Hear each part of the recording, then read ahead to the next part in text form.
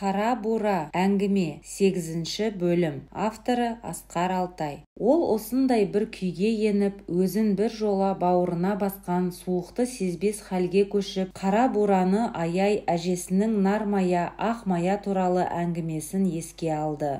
Көзін көктен жерге тамып кеткелі тұрған сұп-суық жұлдыздарға қадап жатып, Рахима әжесінің әңгімесіне елтіді. Жалғыздық пен жан күйзелгенде үлкен кішіге ой серік, ой ғана сенімді. Қазір де бала бір кезде нармая, ақмая құлаған, түйе құлаған тұйығында ой мен сезімге беріліп жатты. Әлде қандай қия жартас қабырғаның басында нармая. Таң қараңғысы. Көзге түртсе көргісіз су қараңғылық. Аспан төрінде ғана сәуле бар. Олар да көмескі тартқан жұлдыздар. Нармая көзінен сорасы ағып, қараңғы түнді қимылсыз қалдырып, зор үнімен боздап тұр. Тынық түн ұйып тыңдап қалған. Ұялғанын сездіргісі келмегендей қара түн жайлаған дүниеден көзге түсер жоқ. Ай да көрінбейді. Ол да қараңғылық пердесі бүркеген дүниемен сыбайлас. Сонау алыс көкжиектегі көмкере көтерілген жұлдыздар кеседей төңкерілген аспаннан армансыз төніп, жымың-жымың қағып, нармаялы өлкені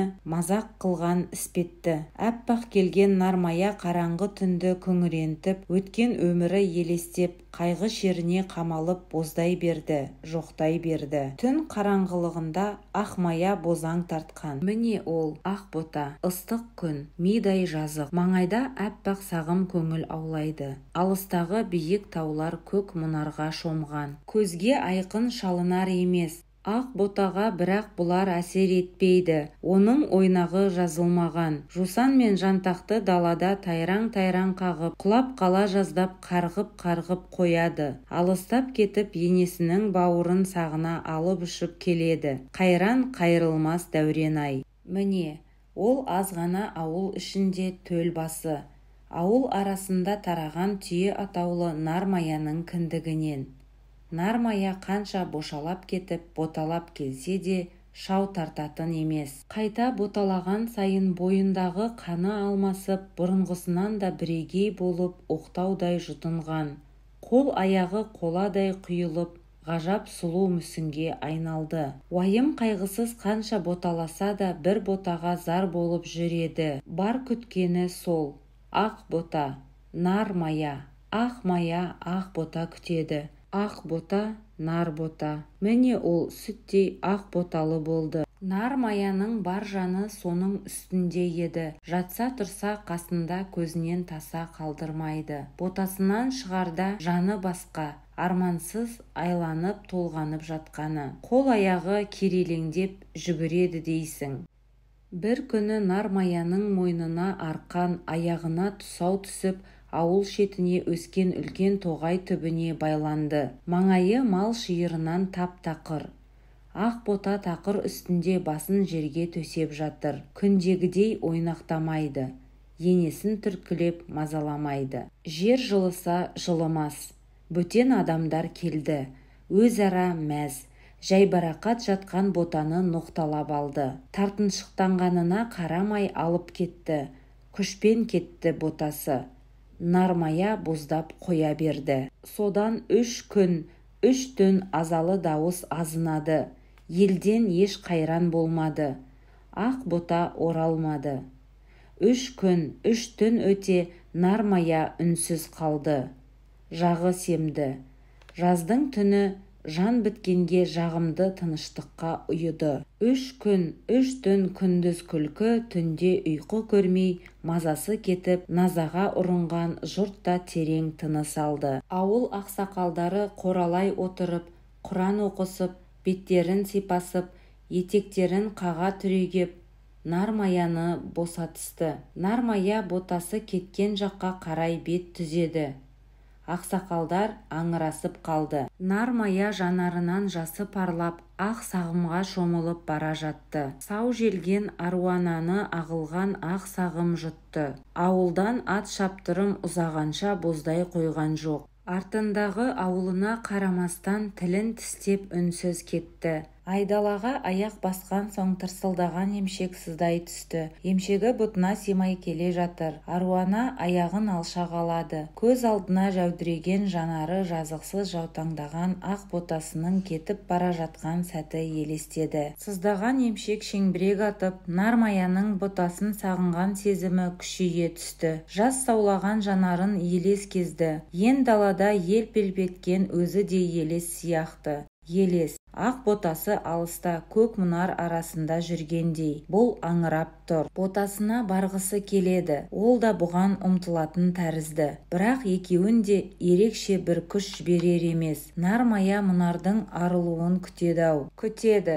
Күткен орнынан қозғала алар емес. Күн ашық болса да көк мұнар кілкиді. Нар бота да көк мұнарға сіңіп бара жатыр. Ып-ыстық аузымен саусақ салалы салқын мамасын солқылдата сорған жоқ. Нармая елеске елтіп жүре берді. Желмаядай желе берді. Ботасын іздеп боздаған жоқ. Бақырып байбалам салған жоқ. Екі көзінен сорасы судай сорғалап, алты айрығынан тер кетіп, табанынан тозды. Талай күншілік жерді талмай жортты жануар. Талай ауылдарды армансыз ақтап шықты Аруана. Асықтай ботасы арманға айналды. Нармая алысқа ұзаған сайын сыздаған емшектері жер сызып желістен қалды. Егіз емшек екі бұтын керді.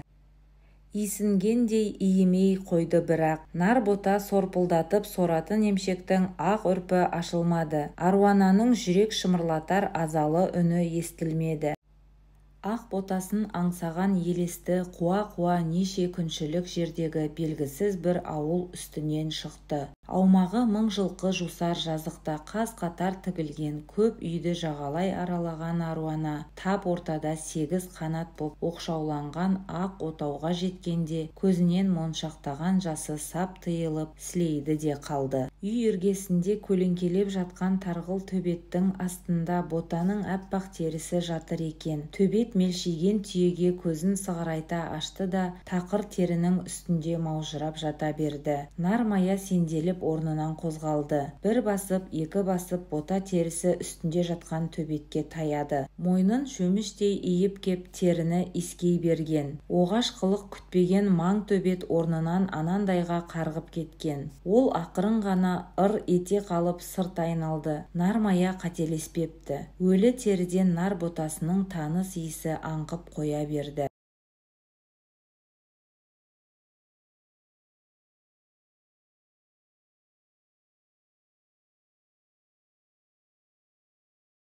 Сол кезде Нармая да боздап қоя берді. Үйден шыққалы тұңғыш рет боздады. Талай күн іштей күңіреніп жүрген Аруана аза бойыңды қаза қылар үнге басты дейсің. Азалы дауыстан ауыл еңсесін көтере алмай қалды. Талай күн тырсылдап сыздаған емшектен атқылаған сүт ақты дейсің. Ақтарылған ақ қара жердің жүзін жуды. Нармаяның неше күн жарылардай болған желіні иедай кеп. Үйден әлдекім атып шықты.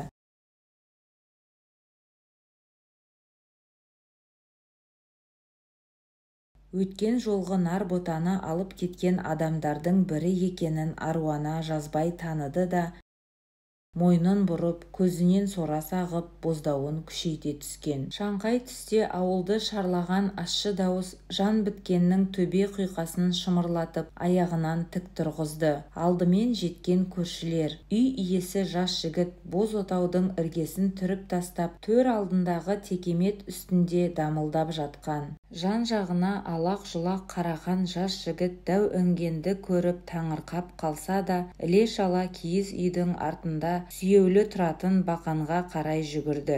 Сонда ғана айналадан ауыл-аймақ адамдарының құйылып келе жатқанын байқады. Көк теректен кептірілген бақанды алған бетте апыл-ғұпыл ұмтылған, кешігіп қалыпты. Нармаяның бауырында екі әйел екі шелекпен түрегеп тұр екен. Қолдарымен емшектерді жай ғана демеген. Саулаған сүт шелекке құйылып жатыр. Әй ақымақ, таста бақаныңды қоқаңдатпай деген зілді дауыс бүйірден естілді. Суырдың еркегіндей қоқаңдамай. Жалт қараған жас жігіт сақалы белуардан түскен ауыл ақсақалын көрді. Есі енді кіргендей басына көтерген бақанды еріксіз түсірді. Алдай, Аруанай, ақ сүтің жерге сіңіп, ақ мамаң тартылатын болды-ау. Алдай, Аруан-ай, ақ ботаң опат болып, ақ жүрегің солатын болды-ау. Сүтіңді жерге сауып боздадың ғой, жүрегіңді көкірегіңе сыйдыра алмай сорладың ғой. Ақсақал көзіне жас келген. Арғы бергіден азаматтың басына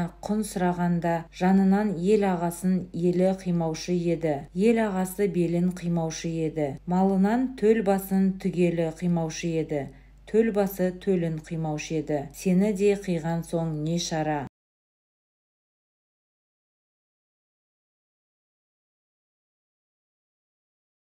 Ауылыңның ардақтысы едің, Аруана. Ақ ботаңды аңсап айдалада зарладың, ақ мая.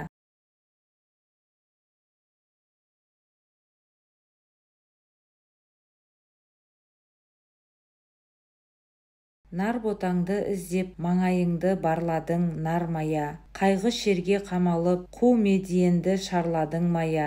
Қасірет күйі кетпеді зая. Ақ ботаңа жолықтың, ақ мая. Нар ботаңнан қорықтың, нар мая. Қу тулақ болған ботаңды ая. Ая да жоқта. Ақсақалдың кәрі көзінен жас моншақтады. Аруана бауырындағы қос шелектен шүпілдеген ақ асты. 8-ші бөлімнің соңы. Авторы Асқар Алтай. Құрметті достар, әңгіме ұнаса лайк басып, пікір жазып, достарыңызбен бөлісіңіздер. Жалғасы бар. Назарларыңызға көп рахмет.